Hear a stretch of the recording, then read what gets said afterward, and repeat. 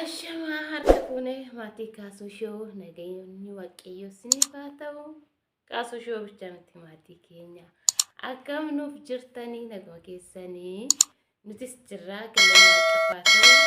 Biyya keessas jirtanii biyyan baas jirtanii nagaan keenya sinaa qaqqabu siniin jechuu jaalanna. Bakka jirtanitti akka nagaa taatan waaqayyo irraa abdii qabnaa nutis nagaa keenya galanni waaqeffaa ta'u. Egaa isin akka maal fakkaataa jiru isin biratti akkamii akkasuma immoo warra amantaa kiristaanaa dhiifama nu go'anuuf falchaa isiniin jenna nuuf hin mijanne baga geessanii tsooma filchataa isiniin jenna tsooma haadhatiin durbee maaran baga geessanii tsoomni akkam isin biratti maal fakkaataa guyyaa isaa isiniif hin jenne isiniin jenne jechuudha nuuf hin mijanne kanaaf dhiifama nurraa taasisanii jechuu jaalanna. Egaa nuti nagaa keenya isin bira akkamii jiru maal fakkaataa isiniin jenna. Egaa akkaataa isaan irrammoo viidiyoo addaa qabaddee isinii dhufee jira. Egaa viidiyoon samoona kana kan isinii ergine samoona maal ture raafadheen jira. Dagadde innaa kanaaf irrammoo maal seetanii akkuma beekamu beebii shaaworii qopheeffanna jennee turre sagantaay nuuf hin mijanne gadda guyyaa darbe jechuudha guyyaa wiixataa ture garuu guyyaa nuti beebii shaaworii goonna jennu guyyaa gammachuu keenya nuuf hin taane guyyaa gaddaa ta'e egaa innis maal yoo ta'ani siniifan hima jechuudha guyyaa gadda dhugaa baay'ee namatti dhaga'amu egaa guyyaa san jechuudha nuti garuu guyyaa sanitti qophoofne hiriyoota keenyas dubbisnee turreeyyuu guyyaa beebii shaaworiitti qopheeffanna jennee sagantaa qabanne jechuudha garuu nuuf hin taane sagantaan keenya hin taane egaa guyyaa sana guyyaa gaddaa ta'e egaa galanni waaqeffaa ta'u waan hundumaayyuu egaa tamasgeen jechuudha maal go'arre waan inni eeyyame ta'a waan hunduu waan ta'eef kanaaf nuuf hin taane garuu guyyaa bariisa suuraa goone kan sagantaa keenyas akkanuma waraabne jechuudha. Kan qopheessine manatti qopheessine viidiyoo waraabne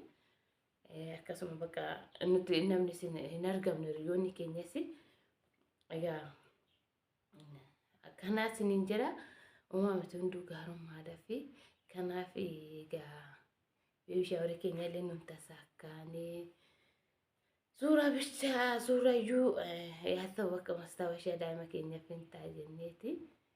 goone egaa hunduu gaarummaadhaa fi kanaaf ammoo yoo kana fakkaata yoo waaqayyo jedhamu kan biraatis kanaan tokko nafaaree waaqayyo eeyyame jechuudha waaqayyo inni kennaadha abbaa kennaati waan ta'eef isa namaa kenna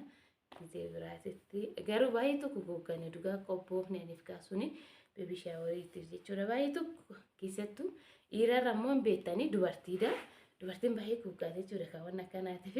ani dhugaa baay'ee tokko goggee guyyaan isaa ga'utti egaa beebii shaaworii dura yaannee turre garuu immoo jalaan gaamee jenneeti jalumaan geenye jenneeti gaada'umsa keenyatti illee nuufasii goonee sagantaa nuuf hin mijannee hojii wajjinis ta'e